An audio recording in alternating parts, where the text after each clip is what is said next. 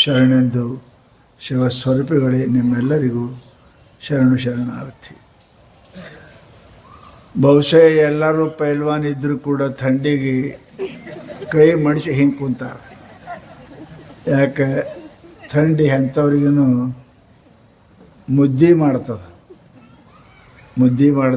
ಎಲ್ಲರೂ ಥಂಡ್ಯಾಗಿ ಕುಂತೀರಿ. ಮತ್ತು ಭಾಳ ಹೊತ್ತು ಹೇಳಿದ್ರೆ ಎದ್ದು ಹೋಗ್ತೀರಿ ಅಂತೂ ಗೊತ್ತಾಗ್ಯದ. ಅದಕ್ಕೆ ಅಪ್ಪ ಅವ್ರು ಬಂದಾಗ ನಾಳಿನಿಂದ ನಮ್ಮದು ಇದ್ದೇ ಇರ್ತ ಕೇಳಾಕತ್ತೀರಿ. ಎಲ್ಲ ಶಾಸ್ತ್ರಗಳಲ್ಲಿ ಕೆಲವೊಂದು ರೀತಿ ನೀತಿಗಳು ಇರ್ತಾವೆ. ಮನುಷ್ಯನಿಗೆ MA ಆಗ್ತಾನೆ, BA ಆಗ್ತಾನೆ. MA ಆದ ಮನುಷ್ಯನಿಗೆ BA ಆದ ಮನುಷ್ಯನಿಗೆ ನೀವು ದಾವಿ ಪಾಸ್ ಆಗಿರಲಿ ಅಂತ ಕೇಳೋದು ಶಾಣೆತನ ಹುಚ್ಚನು. 7ವಿ ಪಾಸ್ ಆಗಿರೋದು ಕೇಳೋದು ಹುಚ್ಚುತನ ಅನ್ನಿಸ್ತದೆ. ಯಾಕೆ ಯಾವ ಮನುಷ್ಯ BA ಪಾಸ್ ಆಗಿ MA ಪಾಸ್ ಆಗಿನ 7ವಿ ಪಾಸ್ ಆಗಿರ್ತಾನೆ, ಪ್ರಶ್ನೆ ಇಲ್ಲ. ಹಾಗೆ ಜಗತ್ತಿನೊಳಗೆ ಪರಮ ಜ್ಞಾನಿ ಆಗಬೇಕು ಅಂದರೆ 7ವಿ ಧಾವಿ ಇದ್ದಂಗೆ ಕರ್ಮ ಉಪಾಸನೆಗಳು ಅದಾವ ಅನ್ನೋದು ಮರಿಬಾರ್ದು. ಅವು ಇಲ್ಲದೇ ಯಾವ ಮನುಷ್ಯನೂ ಕೂಡ ಜ್ಞಾನಿ ಆಗಲಿಕ್ಕೆ ಸಾಧ್ಯನೇ ಇಲ್ಲ. ಆದರೆ ಅವರ ವ್ಯವಹಾರಗಳು ಜ್ಞಾನಿ ಆದರೂ ಒಬ್ಬರು ಕರ್ಮಿಯಾಗಿರ್ತಾರೆ, ಜ್ಞಾನಿ ಆದರೂ ಒಬ್ಬರು ಭಕ್ತಿಯಿಂದಿರ್ತಾರೆ. ಯಾಕೆ ಅವರ ಕರ್ಮ ಸಂಸ್ಕಾರ ಅವರ ಅಂತಃಕರಣದ ಸಂಸ್ಕಾರದಂತೆ ಅವರು ವರ್ತನೆ ಮಾಡ್ತಾರೆ ವಿನಃ ಕರ್ಮ ಮಾಡಿದ್ರೂ ಜ್ಞಾನಿ ಇರ್ತಾರೆ, ಉಪಾಸನೆ ಮಾಡಿದ್ರೂ ಜ್ಞಾನಿ ಇರ್ತಾರೆ. ಅದಕ್ಕೆ ಅನಂತ ಉಪಾಯಗಳನ್ನು ಶಾಸ್ತ್ರದಲ್ಲಿ ಹೇಳಿದ್ದಾರೆ. ಇವತ್ತು ಅವರು ಯಾರು ಇದು ಭಾಗವತ ಅವರು ಪರಮ ಜ್ಞಾನಿಗಳು. ಜ್ಞಾನಿಗಳು ಇದ್ದರೂ ಕೂಡ ಭಕ್ತಿಯ ಬಗ್ಗೆ ಇಷ್ಟೊಂದು ವಿಶಾಲವಾಗಿ ವಿಸ್ತಾರವಾಗಿ ಮನಸ್ಸಿಗೆ ಮುಟ್ಟುವಂತೆ ತಟ್ಟುವಂತೆ ಅವರು ಬರೆದಿದ್ದಾರೆ. ಬಹಳ ಸುಂದರ ಹೇಳ್ತಾರೆ.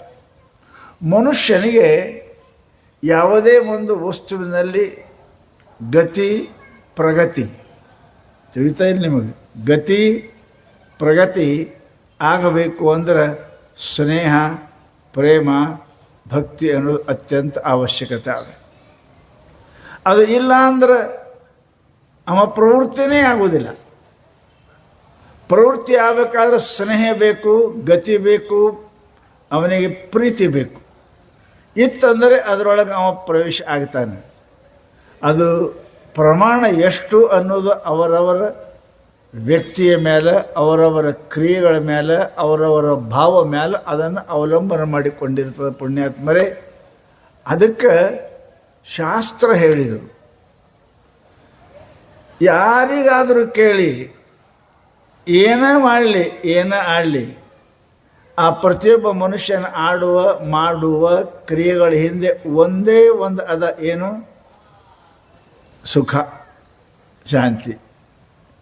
ವ್ಯಾಪಾರ ಯಾಕೆ ಮಾಡ್ತಿ? ನುಕ್ಸಾನಾಗಿ ದುಃಖ ಹಾಕ. ಶಾಸ್ತ್ರ ಯಾಕೆ ಓದ್ತಿ? ದುಃಖ ಹಾಕ. ಮದಿ ಯಾಕೆ ಮಾಡ್ಕೋತಿ? ಯಾರು ಹಿಂಗಂದಾರ? ಮದಿ ಆಗ್ಬೇಕ್ರಿ ಸ್ವಾಮಿ, ಹೆಂಡ್ತಿ ಮನೆಗೆ ಬರ್ಬೇಕ್ರಿ ಸ್ವಾಮಿ, ಆಕೆ ಒಳಗೆ ವಿಷ ಹಾಕ್ಬೇಕ್ರಿ ಸ್ವಾಮಿ, ನಾವು ಸಾಯ್ಬೇಕ್ರಿ ಸ್ವಾಮಿ ಅಂತ ಹಿಂಗ್ಯಾರು ವಿಚಾರ ಮಾಡಿರಿ? ಆಕೆ ಬಂದ ನನಗೆಲ್ಲ ವ್ಯವಸ್ಥೆ ಮಾಡ್ತಾಳೆ. ಏನು ವ್ಯವಸ್ಥೆ ನಿಮಗೆ ಆಗ್ಯದ ನಿಮಗೆ ಗೊತ್ತದ. ಆಕೆ ಬಂದು ಏನು ವ್ಯವಸ್ಥೆ ಮಾಡಲ್ಲ ನಿಮಗೆ ಗೊತ್ತದ. ಪರಂತು ಮನುಷ್ಯನ ಸ್ವಭಾವದ ಅವರು ಬಂದ ನಾ ಸುಖಿ ಆಗ್ತೀನಿ, ಶಾಂತಿ ಆಗ್ತೀನಿ, ಸಮಾಧಾನ ಆಗ್ತದೆ ಅಂತ ನಾವೆಲ್ಲರೂ ಎಲ್ಲ ಪ್ರವೃತ್ತಿ ಕಾರ್ಯದಲ್ಲಿ ಪ್ರವೃತ್ತಿ ಆಗ್ತೇವೆ. ಅದಕ್ಕೆ ಶಾಸ್ತ್ರ ಪ್ರೇಮ ಅದು ಭಕ್ತಿ. ಸಂಸಾರದ ವಿಷಯಗಳಲ್ಲಿ ದೃಷ್ಟ ನಷ್ಟ ವಸ್ತುಗಳಲ್ಲಿ ಪ್ರೀತಿ ಇಟ್ಟರೆ ಅದಕ್ಕೆ ಪ್ರೇಮ ಅಂತಾರೆ. ಅದನ್ನೇ ಪರಮಾತ್ಮ ಅಂತ ಇಟ್ರಿ ಅಂದ್ರೆ ಭಕ್ತಿ ಅಂತ. ನಿಮಗೆ ಪ್ರೇಮ ಮಾಡೋದಕ್ಕೆ ಕಲಿಸೋ ಜರುತ್ತದೇನ್ರಿ? ಶಾಲೆ ಪಾರಪೋರಿ ಪ್ರೇಮ ಮಾಡ್ತಾ ನೋಡಿ. ಪ್ರೇಮ ಹೆಂಗೈತೆ ಅಂತ ಕೇಳ್ರಿ. ಪ್ರೇಮ ಕಿಯಾ ನೈ ಜಾತಾ ಹೈ, ಪ್ರೇಮ ಹೋ ಜಾತಾ ಹೈ. ಪ್ರೇಮ ಮಾಡುವ ವಸ್ತು ಅಲ್ಲ, ಅದು ಹೆಂಗೆ ಹಾಕೋದೋ ಗೊತ್ತಿಲ್ಲ ಅವ್ರಿಗೆ. ಏನೋ ಮಾತಾಡಿದ್ರೆ ಹಾಕದ, ಏನೋ ಚಹಾ ಕುಡಿದ್ರೆ ಹಾಕದ, ಏನು ಗಾಡಿ ಮೇಲೆ ಕುಂತು ಹೋದ್ರೆ ಹಾಕದ ಅಂತ ಬಿಡು ಅಂದ್ರೆ ಅಲ್ಲಿ ಒಯ್ದು ಬಿಡು ಅಂದ್ರೆ ಮನೇನೇ ಬಿಟ್ಟರು. ಪ್ರೇಮ ಕಿಯಾ ನೈ ಜಾತಾ ಹೈ, ಪ್ರೇಮ ಹೋ ಜಾತಾ ಹೈ. ಪ್ರೇಮ ಮಾಡುವ ವಸ್ತು ಅಲ್ಲ, ಅದು ಅವ್ರಿಗೆ ಗೊತ್ತಿಲ್ಲದಂಗೆ ಆಗಿಬಿಡ್ತದೆ ರೀ. ಮಾಡೋರಿಗೆ ಗೊತ್ತಿಲ್ಲ, ಅದು ಹೆಂಗೆ ಹಾಕೋದು ಆಗಿಬಿಡ್ತದೆ. ಅದಕ್ಕೆ ಆ ಪ್ರೇಮ ಪ್ರಪಂಚದಲ್ಲಿ ಇಟ್ಟರೆ ನಿನಗೆ ಅಪಮಾನ ಆಗ್ತದ, ದುಃಖ ಆಗ್ತದ, ಜನ್ಮ ಮರಣ ಆಗ್ತದ, ನಿನಗೆ ಲಾಸ್ ಆಗ್ತದೆ. ಹೆಂಡತಿ ಮೇಲೆ ಪ್ರೇಮ ಮಾಡಿದವರು ಗಂಡ ಇಲ್ಲೇ ಕೂತೀರಿ, ಆರಾಮಿದ್ದೀರಿ? ಒಂದು ಆರಾಮಿದ್ರೆ ಇಲ್ಲಕ್ಕೆ ಬರ್ತೀರಿ, ಮನೆಗೆ ಇರ್ತೀವಿ. ಭಾಳ ಮಂದಿ ಅದಾರ ನೋಡ್ರಿ, ಬಂದಿಲ್ಲ ನೋಡ್ರಿ, ಟಿ ವಿ ಮಂದಿ ಕೂತಾರ, ಇಲ್ಲಿ ಬಂದಿಲ್ಲ ಅವರು.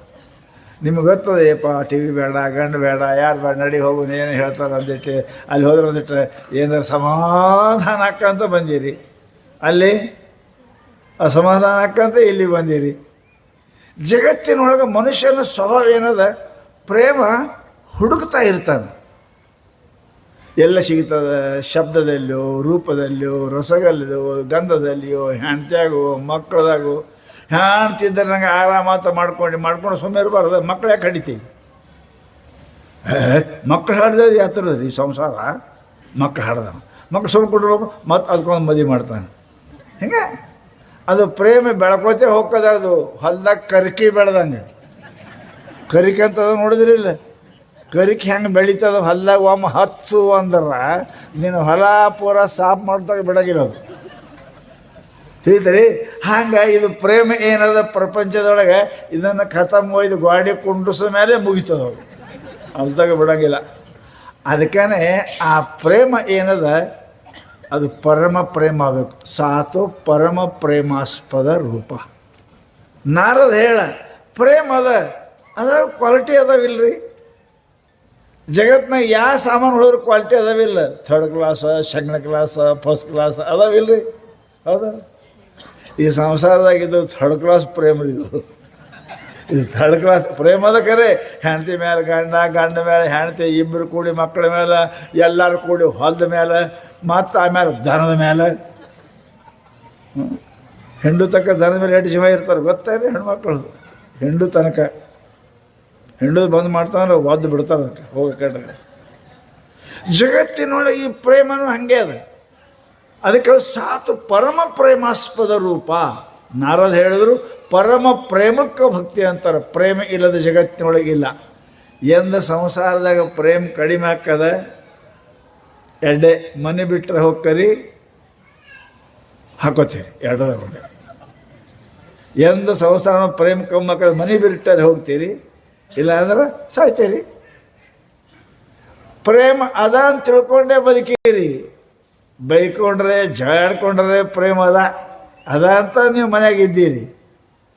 ಪರಂತು ಎಂದು ಸಂಪೂರ್ಣ ಪ್ರೇಮ ಹೋಯ್ತು, ಆಸಕ್ತಿ ಹೋಯ್ತು, ಆವತ್ತು ನಾವು ಮನೆಯಲ್ಲಿ ಬಿಡ್ತೇವೆ, ಜೀವನ ಬಿಡ್ತೇವೆ, ಎರಡರದಾಗ ಒಂದು ಮಾಡ್ತೇವೆ. ಆದರೆ ಈ ಪ್ರಪಂಚದೊಳಗೆ ಏನದ, ಇದು